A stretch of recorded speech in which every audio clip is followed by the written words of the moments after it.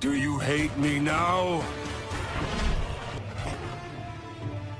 Do you still think people can ever truly understand each other?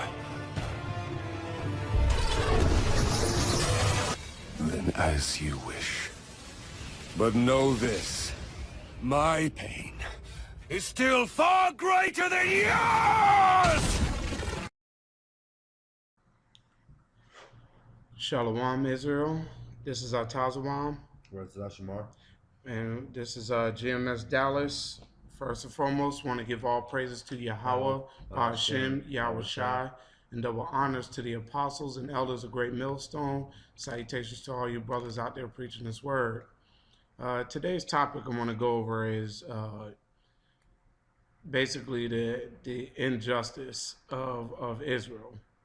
And the title of this topic is going to be, There is no justice for the 12 tribes of Israel, and why?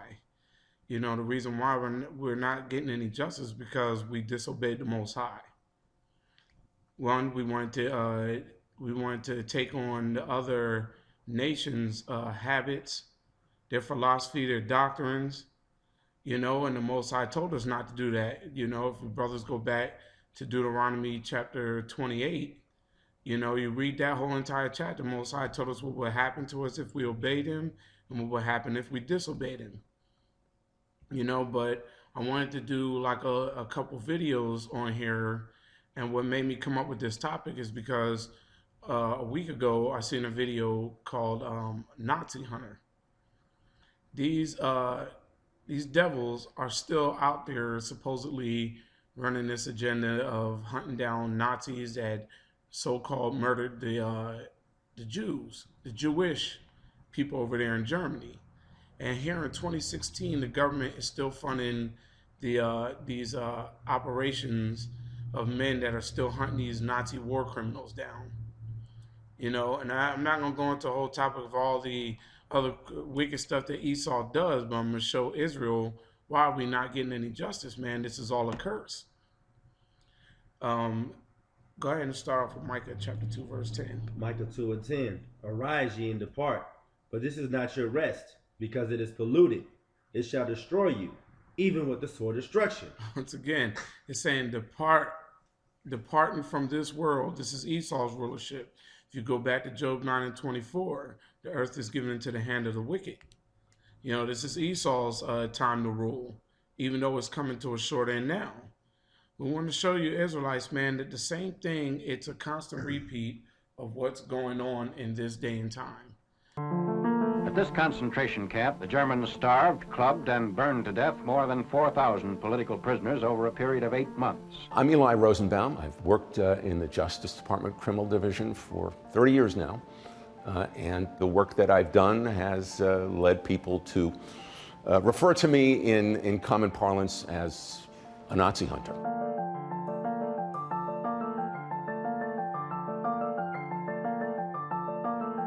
When we started this work, way back in 1979, the United States had an abysmal record in these cases. It had been known literally for decades that Nazi criminals came to the United States. The U.S. government had prosecuted hardly any of them, but we have been more successful in the last 3 decades than any other country on the face of the earth in pursuing justice on behalf of the victims of Nazi crimes.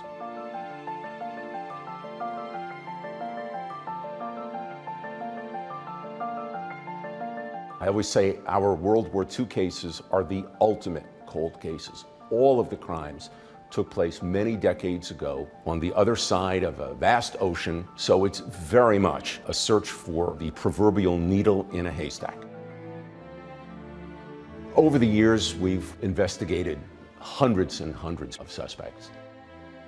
We have one active case, that's Yaakov Polly in New York. He served at the Travnicki SS Training and Base Camp, really a school for mass murder, and he trained on live Jews at the adjacent Travnicki Jewish labor camp. And in the end, everyone who was held there was massacred. We got his United States citizenship revoked. We won an order of deportation, but none of the 3 countries to which he was ordered alternatively deported back in 2004 has yet agreed to take him. Yaakov Pali still lives in New York City. It's really an outrage. The Justice Department has been trying to deport you, and I wanted to talk to you about that. The John Demjanjuk case is one of the most important cases that we brought, and I'm sure it's the best known of our Nazi cases. Demjanjuk took part in the mass killings perpetrated at the Sobibor death camp in Nazi-occupied Poland during World War II.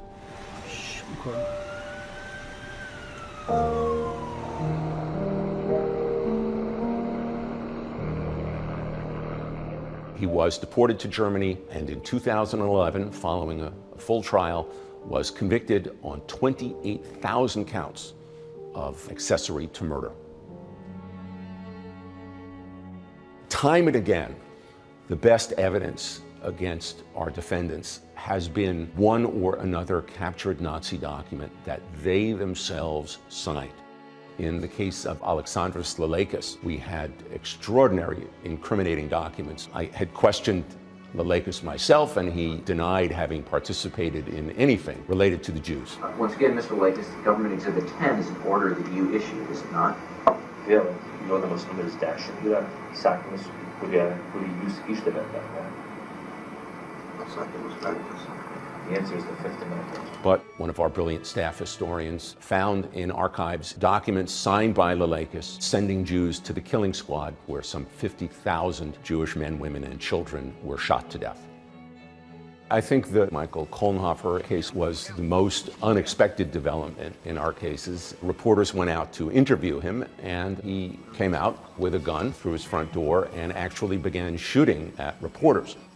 When Kolnhofer was then rushed by the police, he looked up at them and in his broken English said what turned out to be the last words he ever uttered. In broken English, he said, "What for you shoot me? I not Jew." So I guess old habits die hard.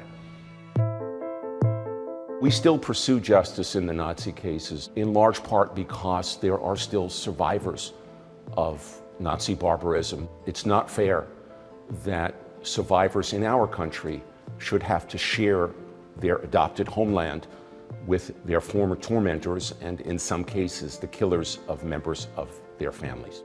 There is the so-called biological solution, as Simon Wiesenthal used to say, to the cases of fugitive Nazi criminals. We are, as we have been for decades really, in a race against the Grim Reaper, and increasingly the Grim Reaper wins. The most important reason to continue pursuing justice in the Nazi cases is to send a message to the would-be perpetrators of war crimes and crimes against humanity in the future that what remains of the civilized world will pursue them for as long as it takes, even if it takes the rest of their lives, and even if they flee thousands of miles to places like the United States.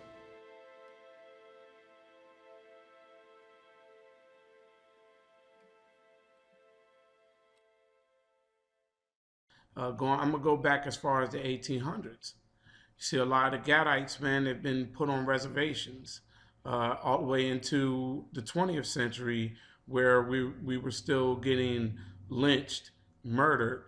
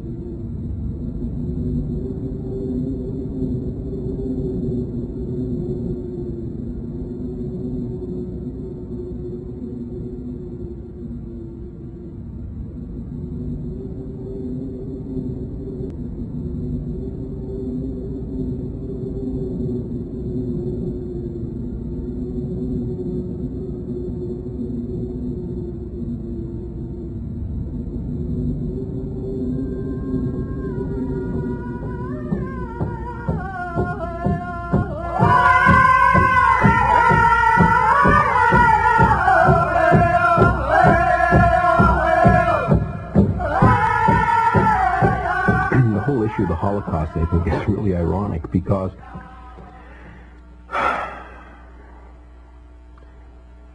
so much literature has been expended in the pursuit of exposing Hitler and the Holocaust and the terrible tragedy that occurred with the Jews, where 6 million people perished. What most people in this country fail to realize is that the model for that was here, was the treatment of our Indian people, was the model for Hitler, and he said so. He wrote it down, and he said that the prison camps here were the model for the prison camps. Also, the whole notion of turning the people against themselves within the prison camps and keeping them busy with each other so that they couldn't escape or didn't have other ideas was also born here, and he copied it. He thought it was a very good plan, and he really admired Andrew Jackson. So it's a little known part of history, but it is a reality, and nobody's ever really addressed it. Nobody's ever really talked about the Holocaust here. I mean, there were conservative figures, 19 million Indian people living in North America, 19 million. And by 1970, there were 260,000. They didn't move to Hawaii, or they didn't go to Sweden. Where did they go? They are gone. They were gone. Killed. Murdered. But 19 million people. That's not a Holocaust?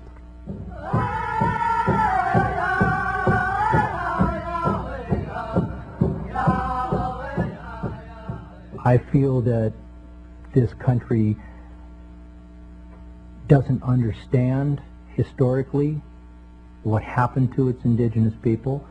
They see it on television and they read it in the books, but they really don't see it in the practical sense.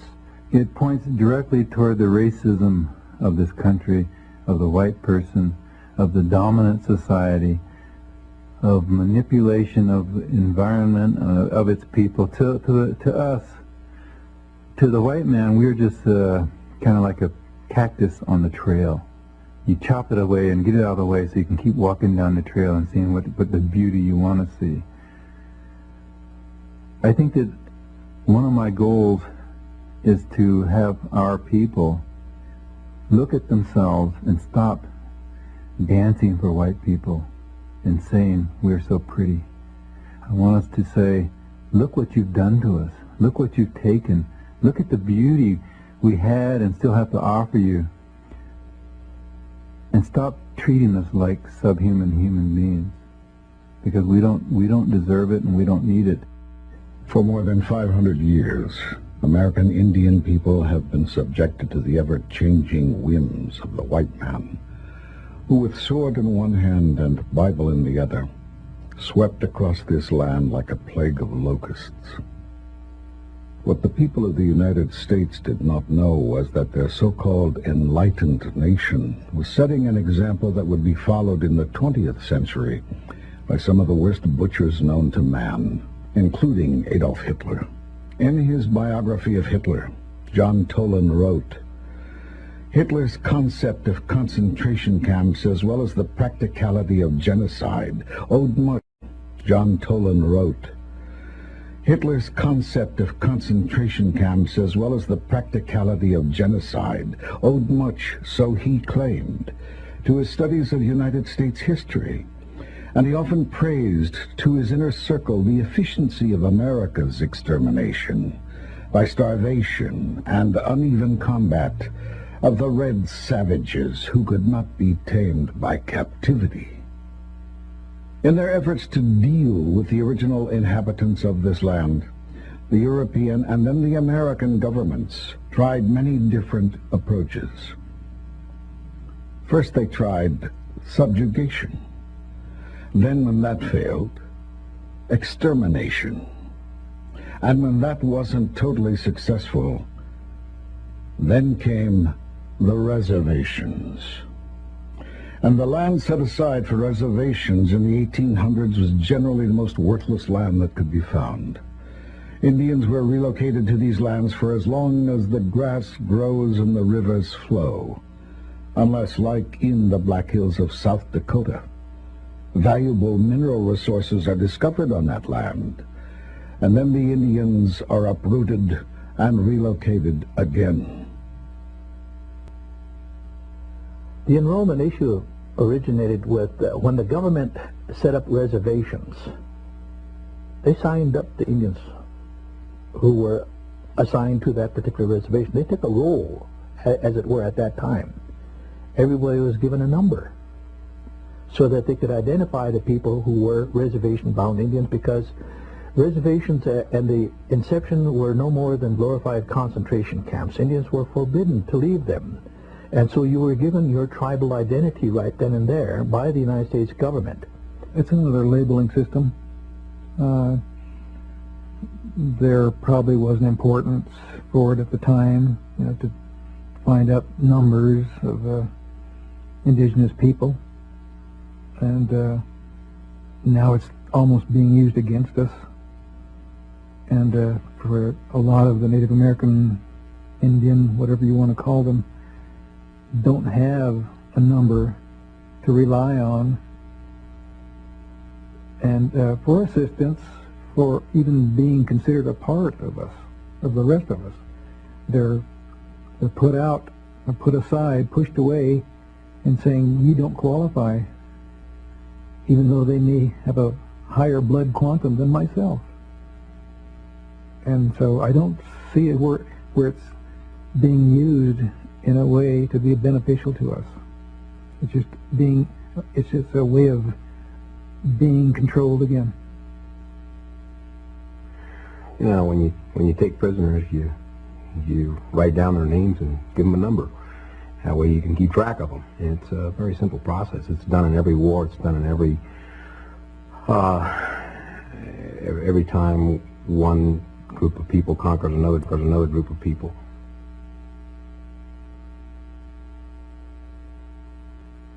When I was younger, I was extremely angry about it. Now there's a sadness because things will never be the way that they used to be. It will never happen. So I just try and work as hard as I can to retain as much of my culture for myself, for future generations.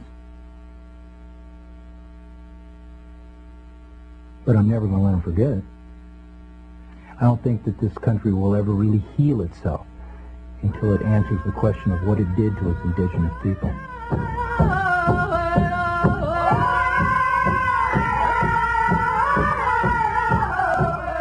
But confining Indians to reservations wasn't enough for many hawkish political and military leaders. Nothing short of total annihilation of the American Indian was acceptable in their eyes. Colonel John Chivington, known as the Fighting Parson and head of the 1st Colorado Cavalry, told a gathering of church deacons, "It is simply not possible for Indians to obey or understand a treaty. To kill them is the only way we will ever have peace and quiet." Later that same year, he led 700 soldiers on a surprise raid against a peaceful band of Cheyenne who were camped along Colorado's Sand Creek. Just before the dawn attack, he told his men, "Kill them all, children as well. Nits make lice." 400 people, mostly women, children, and elders, were murdered that day as an American flag and a white flag of peace flew high over the camp's tallest teepee. As tribe after tribe was successfully depopulated, demoralized, and imprisoned on reservations, political winds shifted and extermination began to fall out of favor. Assimilation became a new byword of a concerned citizenry, and so an educational model to make Indians into imitation white men was proposed. The centerpiece of this plan was the Indian boarding school system designed by former Indian fighter Captain Richard Pratt. His motto, "Kill the Indian, save the man," was the central philosophy which destroyed Indian families and societies by sexually violating man.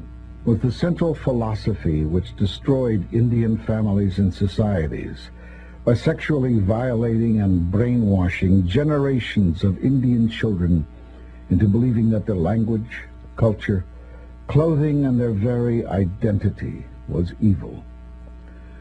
In actuality, the effect of the boarding schools was far more devastating and far-reaching than its creators ever conceived.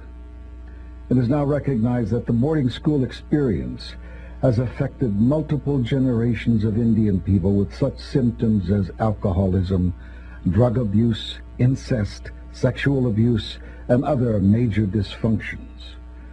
Almost every Indian person alive today, no matter how successful, carries the residual psychological scars of yesterday and must grapple with the question, when it's all over, will I be Indian or white?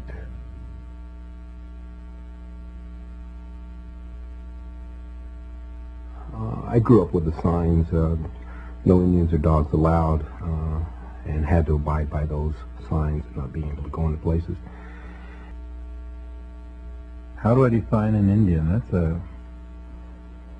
That's a political question that's very difficult to deal with. Traditionally, the Apache people didn't have a definition of who was Indian. I'm the only person that doesn't claim to be American Indian, because American Indian is only 500 years old, but I was here before Columbus. So that doesn't make me American Indian. So I'm a non-Indian. No, I'm a non-American. Today, America, nobody knows what America is, and nobody knows what Indian means. So the only Indian that was defined by Congress is primitive or North American Indian. But then what is primitive? Anything that goes by itself is primitive, but when you put a fence around it, it's not primitive anymore. So then what is Indian?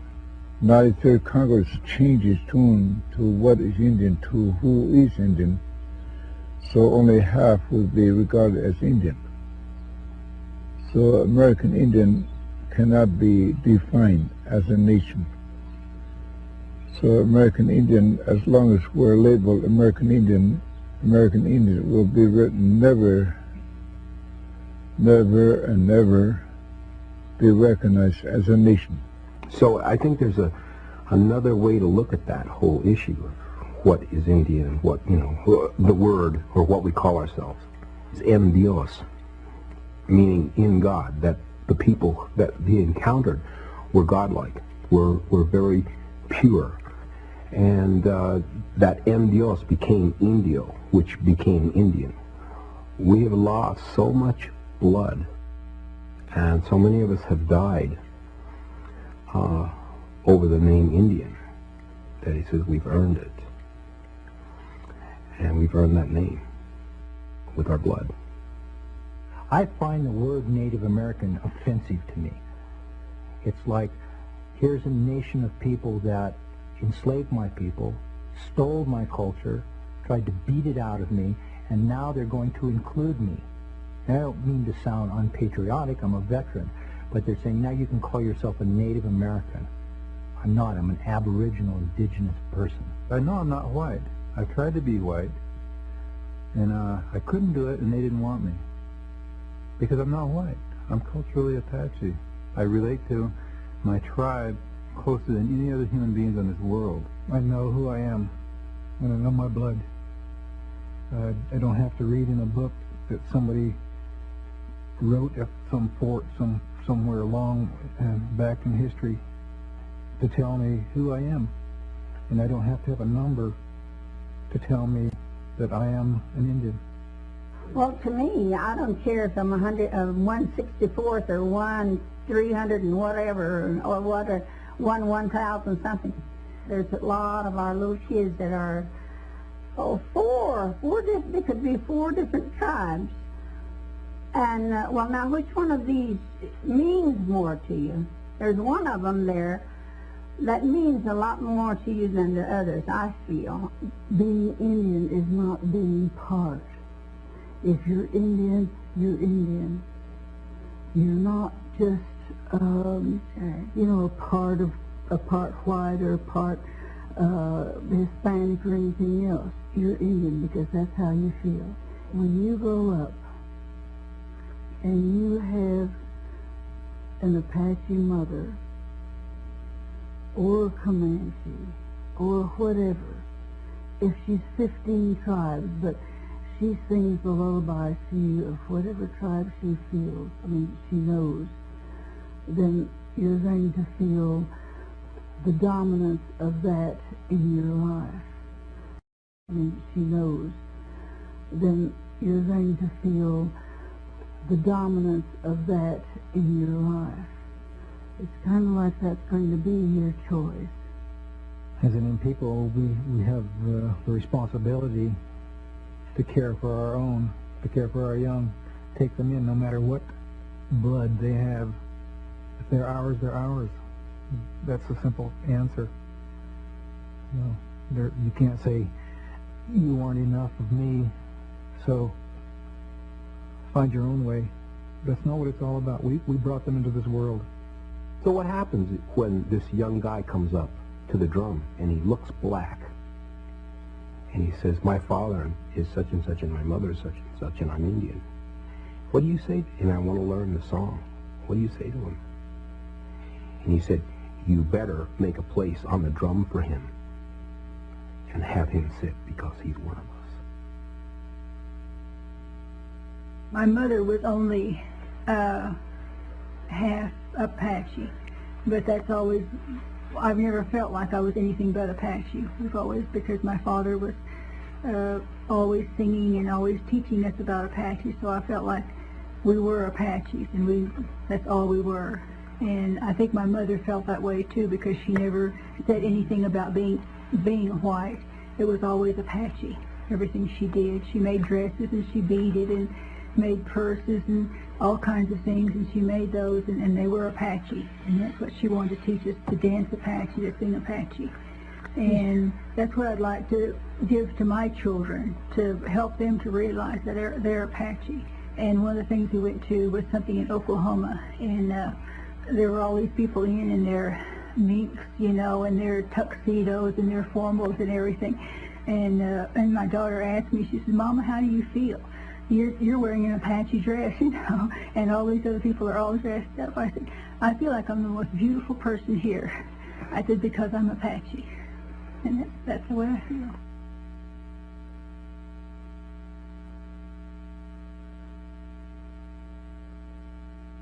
Somebody asked me one time, what is it like being a Native person, and especially being a person of mixed blood?